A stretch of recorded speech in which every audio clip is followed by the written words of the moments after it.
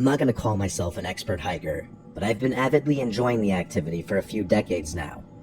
I've traversed all the major trails in America, and I've been to over 75% of this beautiful country's national parks. As such, I've had to find new ways to excite myself. I recently picked up a new hobby, scouring Google Maps for vast, unnamed forests and just exploring them. It's a little unconventional, but I think the added excitement is worth the risk of getting lost, or at least I did. I carry a pack of homemade route marking stickers that I periodically slap onto trees so I don't forget my way back. As I pass each one, I pull them off the trees so as not to leave any litter behind. I'm surprised more people haven't picked up on this trick. It makes getting lost in a forest nearly impossible. Anyway, there was a slightly more daunting task ahead of me this time around. I had decided to explore Dudley Town Forest in Connecticut, which I'm sure would give any normal person pause. If you don't know, the whole town has been abandoned since the 1800s, and there are all sorts of creepy accounts about strange things and stuff like that. You should do some research on the place if you're interested in that sort of thing. I'm not, though. I'm not superstitious, and I don't believe in the ghost stories.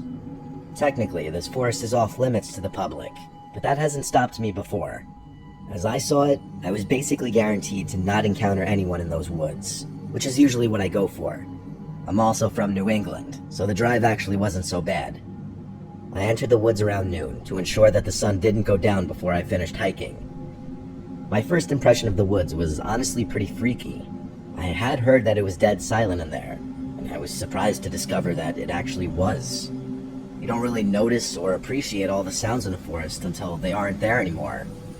Imagine closing your eyes in a silent room and only being able to hear your breathing. That's what it was like. To be completely honest, this silent phenomenon wasn't something foreign to me. I'd been in forests void of animals before. I kept walking, placing my stickers as I went, trying to shake the eerie feeling the forest was inducing. I kept thinking I would eventually stumble upon an animal, or at least some indication that there was life in there, but I had no such luck. After a while, I was honestly hoping to encounter a person even.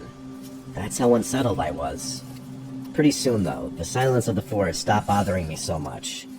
For the first time since I'd stepped foot in those woods, I was calm. The feeling didn't last long, though. Out of nowhere, I picked up on a sound that sent the uneasiness rushing back in. It was like a wailing kind of moaning sound, the kind of sound you might imagine a wounded animal making. That's the best way I can put it. I still have trouble describing it, even to this day. It was especially creepy since it was the only sound in the whole damn woods. I paused and listened, trying to figure out what it could be. I had never heard anything like it.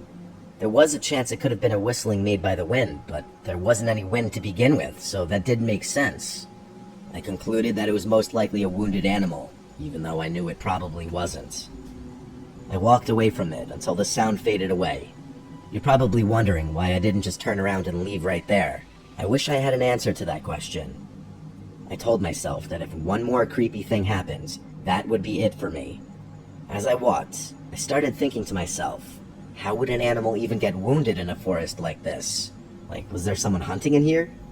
There's no way I could have missed a gunshot. Maybe the hunter had taken the shot before I was near shot. Maybe he neglected to put the thing out of its misery. Would someone really do that, though? It was hard to imagine. All these thoughts and more were bouncing around in my head when I stumbled upon something. On the tree directly in front of me, there were honest-to-God carvings.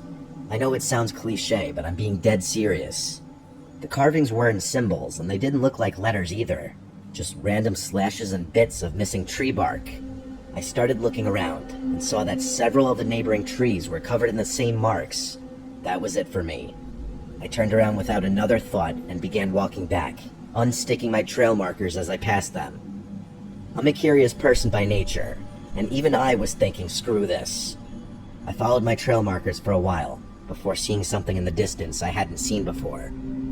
There was what looked like a bear's den up ahead, or at least a cave of some sort. I stopped walking, confused. I know myself. There was a 0% chance I would have overlooked something like a bear's den, and that's when it hit me. My trail markers should have been shoulder high, not waist high. My blood ran cold. I turned around and began sprinting back the way I had come, constantly looking over my shoulder.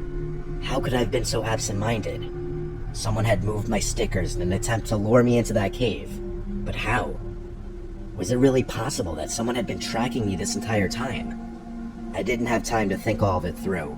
I was busy focusing on getting the hell out of that forest. The issue with that, though, was that I literally had no idea where I was going. Without those trail markers, I was as good as lost. I kept running, not even trying to be quiet. It would have been pointless anyway. The forest was dead silent apart from the sounds I was making. I stopped to catch my breath and pulled out my phone, praying for signal. By some miracle, I did have a bar. I found my parked car's location on the map and figured out which direction I needed to go. It wasn't far. And just like that, the signal dropped. It didn't matter though. I knew where I was going now. And that's when the wailing started up again, only this time it was twice as loud. I ran faster than I had ever run before, even though my most fit years were behind me. The sound seemed like it was coming from right behind me, but every time I turned to look, I couldn't see anything. After the worst 10 minutes of my life, I finally reached the edge of the forest and the wailing stopped abruptly. I jumped in my car and sped off before whatever had been chasing me had a chance to catch up. That day ruined hiking for me. Here's my rational explanation for what happened. Some hermit or woods freak lives in those woods and noticed me before I noticed him. He then, for whatever reason, tracked me and messed with my trail markers, hoping to lure me towards that cave. I'm assuming he had a whistle or something that made that wailing noise, which is why it stopped so abruptly once he realized he wasn't going to catch me. I know there are holes in this explanation, like how could someone blow through a whistle for that long while simultaneously running at full speed? I'm open to anybody suggesting explanations. Maybe there's a reason that forest is off limits to civilians.